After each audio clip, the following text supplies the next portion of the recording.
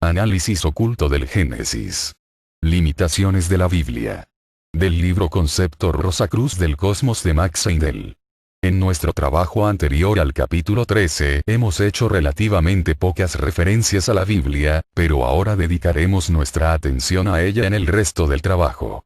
No intentamos vindicarla, en la forma en la que comúnmente se conoce actualmente, como la única, verdadera e inspirada palabra de Dios. Pero, sin embargo, es muy cierto que contiene muchos conocimientos ocultos inestimables. Este conocimiento está oculto, en gran extensión, debido a las interpolaciones y confusiones, y por haberse separado ciertas partes arbitrariamente, pretendiendo que eran apócrifas.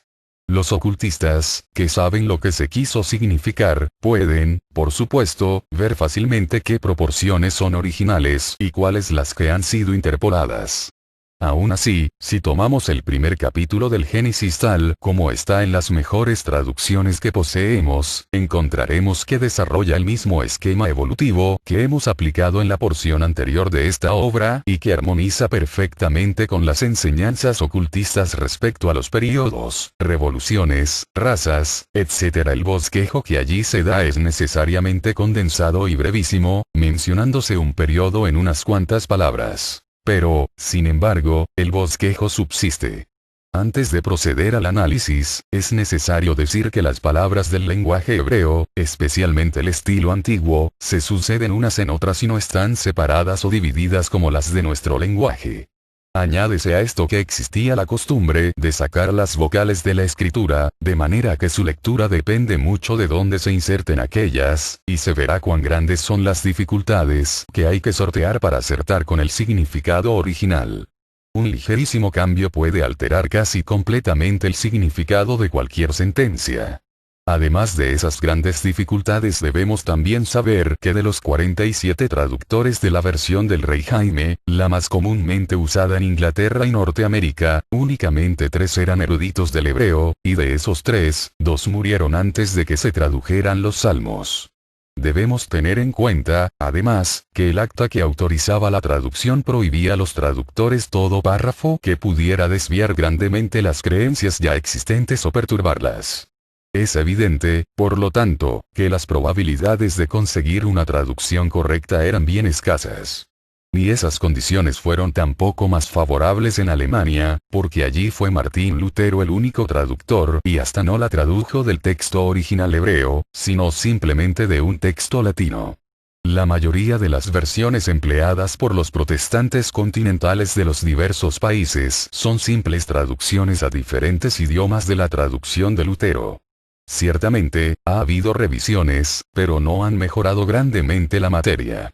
Además, hay gran número de personas en este país que insisten en que el texto inglés de la versión del Rey Jaime es absolutamente exacto desde la primera hasta la última letra, como si la Biblia hubiera sido escrita originalmente en inglés y la versión del Rey Jaime hubiera sido una copia fidedigna del manuscrito original.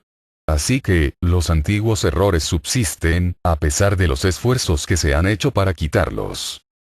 Débese notar también que los que originalmente escribieron la Biblia no intentaron dar la verdad de una manera que todo el que quisiera pudiera leerla.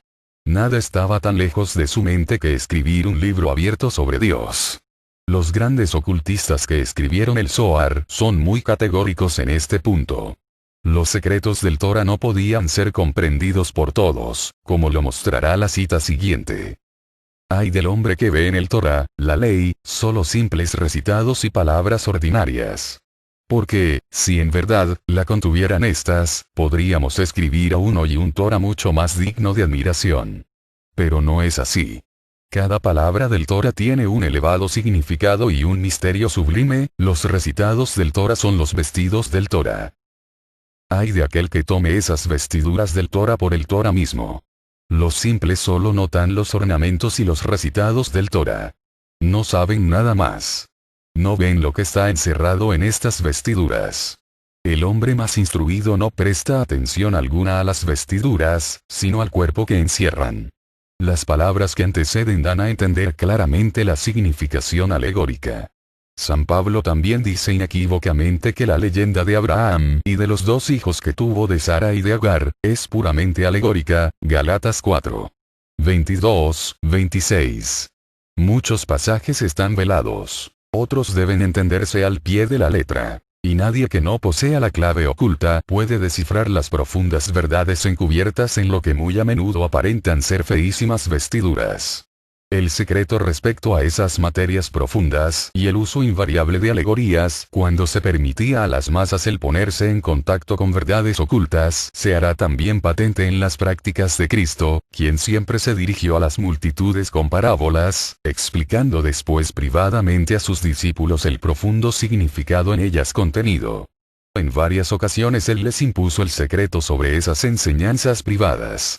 Los métodos de San Pablo están también en armonía con esto, pues da leche o las enseñanzas más elementales, a los niños en fe, reservando la carne, o las enseñanzas más profundas para los fuertes, esto es para aquellos que se han capacitado para comprenderlas y recibirlas.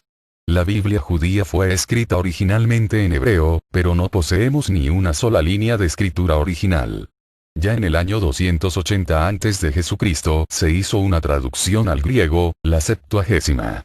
Aún en tiempos de Cristo, había ya una confusión tremenda y diversidad de opiniones respecto a lo que debía admitirse como original y a lo que había sido interpolado. Hasta después de la vuelta del destierro en Babilonia, no comenzaron los escribas a recopilar las diferentes escrituras, y alrededor del año 500 después de Cristo apareció el Talmud, con el primer texto semejante al actual, el que, en vista de los hechos mencionados, no puede ser perfecto. El Talmud estuvo en posesión de la escuela masorética, la que desde el año 590 hasta el 800 después de Cristo, estuvo principalmente en Tiberías. Después de enorme y pacientísima labor, se escribió un Antiguo Testamento hebreo, que es el más próximo al original que tenemos actualmente.